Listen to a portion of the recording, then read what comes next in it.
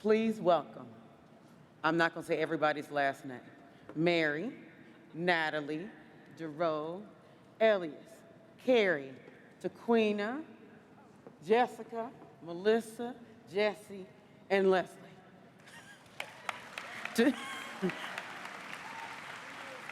To share with us reflections on what is happening with the religious professionals of color within our faith.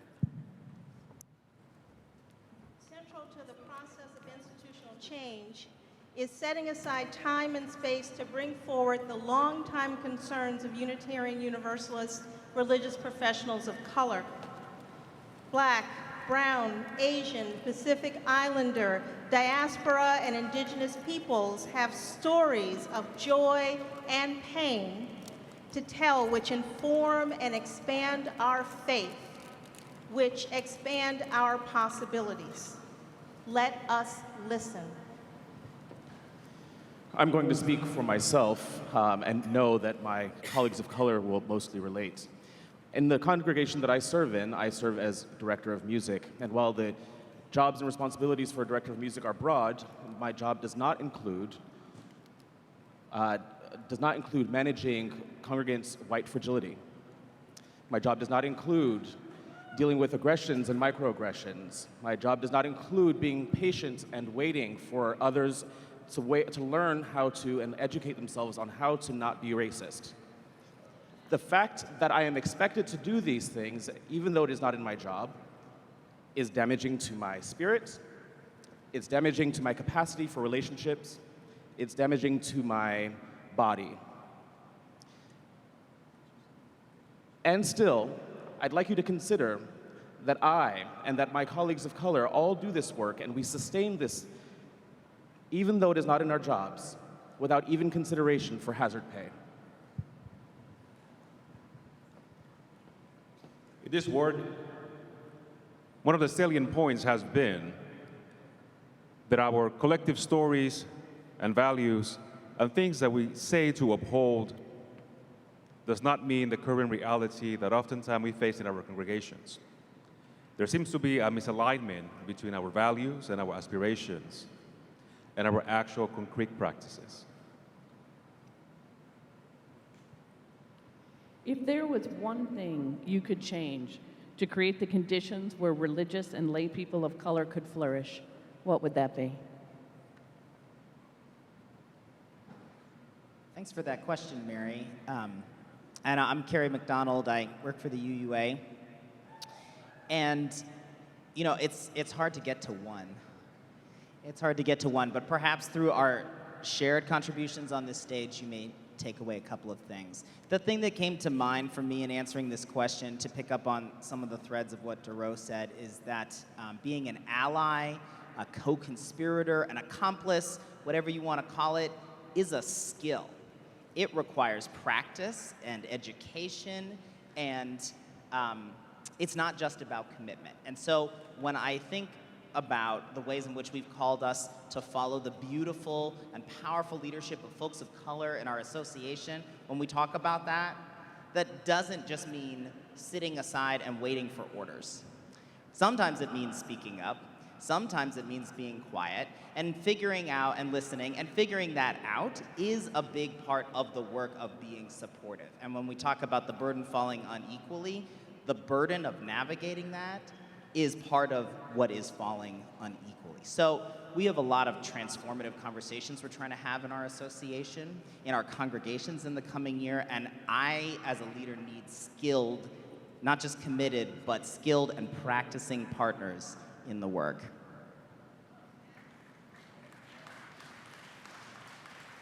Taquina Boston, and I'm going to speak in my capacity as Special Advisor to the President on Institutional Inclusion, Equity, and Change. As I thought about this question, what came to mind for me was a time when my congregation was going through a conflict, and my mom said, well, it is their church. And I thought about all of the time and talent and treasure we had given to the congregation, and not to feel that we were owners of that community just really struck me as weird. And so what I'd like to see change is regarding people of color as owners and not tenants or renters in Unitarian Universalism. And what that looks like is putting racial equity at the core before we hire, before we do outreach, before we have people coming to us, and after. Because the work is continuous, and like any relationship, it's never over. Right relationship is a continuing spiritual practice. And so as I think about the one thing I would change, it would be that sense that when people of color come in, we don't know, we aren't as competent, we didn't grow up as Unitarian Universalists, we don't understand the faith, and therefore we don't have full benefits of being part of it. And I'd like to see us being valued for what we bring versus having our gifts extracted for the benefit of everyone except us.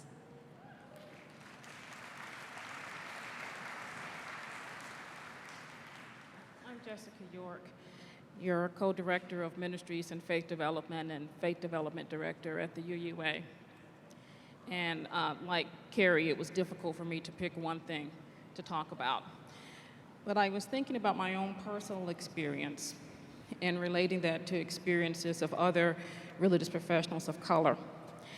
And it seems to me that quite often it's either feast or famine, that so many of our religious professionals of color are having a hard time finding places where they can truly live out their ministry. And then others, sort of a select few, are put up on a pedestal and are kind of the famous go-to religious professional of color, the ones who are always asked to speak, the ones that you always see presenting. And because of the career trajectory I've had, I find myself sometimes in that position. And that position can look really nice sometimes from the outside. And yet the reality of that too is that when we put people on such a high pedestal, we also are creating the possibility of a great fall. So we're holding people sometimes to such high ideals that there's no way they could possibly live up to them being flawed human beings, that we all are. And none of us are perfect. But when you're put on that higher pedestal and you make that inevitable mistake, that's a real long fall down. And it's hard to come back from that. So what I'm sometimes seeing is that religious professionals of color are not given a second chance, not when they've had that mighty a fall. So I would hope that people will start to ask themselves, who are given the second chances in our faith? Third and fourth, right? Though we've broken our vows 1,000 times, we say. And who does that apply to and who doesn't it apply to? And to remember that we are not just employers in our congregations, but that we are houses of faith in our congregations and covenanted communities and UU institutions. We need to act as people of faith. We need to act with mercy and grace and practice forgiveness and that love that we want to see returned to us.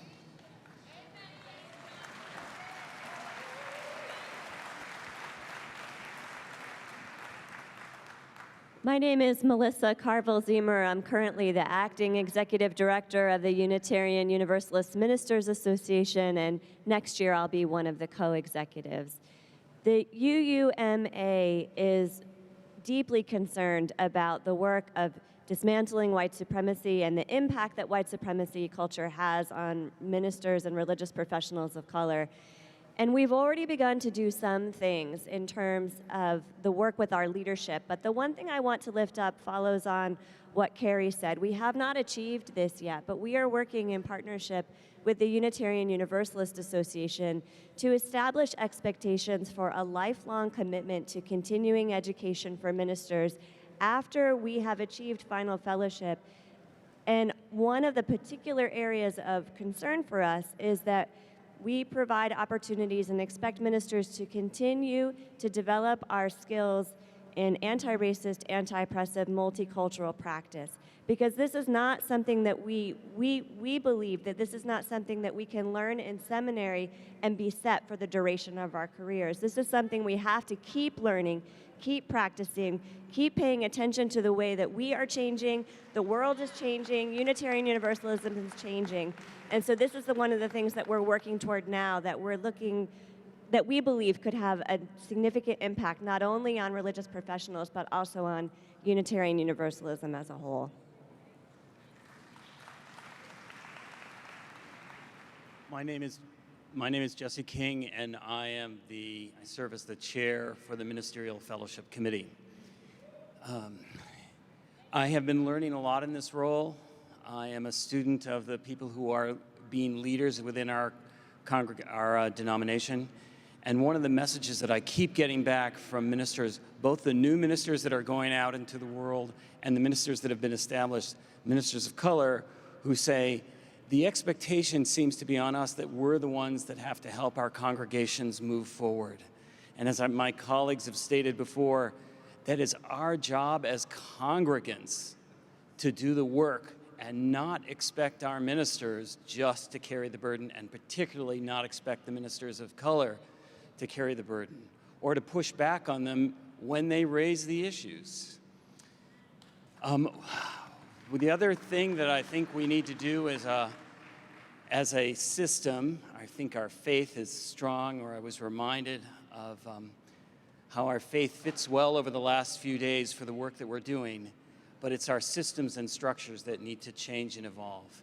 And it's become eminently clear to me that the system of how we bring leaders, lay and professional leaders, into our world needs to adjust and grow. And if it is not welcoming, if it is not becoming, if it doesn't change in a way that allows people to come in and have authority, and that we can see the spark of the divine, as Natalie has taught me, within everybody who walks in those roles, then we are failing.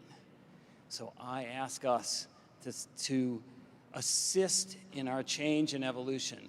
And when something feels really uncomfortable, and it's going to feel uncomfortable when we start changing how we move toward credentialing and evolving our ministry and our leadership practices, realize that is part of our future. We have to grow. Thank you. I'm Leslie Takahashi, and I'm with the Commission on Institutional Change, and I want to ask my fellow commissioners just to raise their hand on the stage one more time, because some of you may not have seen them when they were introduced. So we are looking at systematic and cultural change, and one of the things we're looking at is where are those levers where we can make a difference. People have stopped me throughout this GA to say, why are we focusing so much on religious professionals of color? And it's because our religious professionals of color lay the groundwork for us to have communities and cultures in which people of color and other marginalized people can actually thrive and flourish. That is very important. We are working with a premise that if we can be good communities for those whose identities are most marginalized within our greater society, then we will be better communities for all. And it is very important for us to say that we have asked for you to join your voices with ours to let us know what your concerns are and to let us hear from you. It is very concerning that for the last 3 days, what we have heard most from people is in 2018, those marginalized among us do not feel as if their voices can be heard. We are here to say to you that they can. And in honor of my biracial tradition and from the Japanese, I have composed a tanka to conclude this session. To make our bold faith the meeting ground of beloved lives, held with exuberance, a ground for transformation, take voice, tell deep truth, center all. Thank you.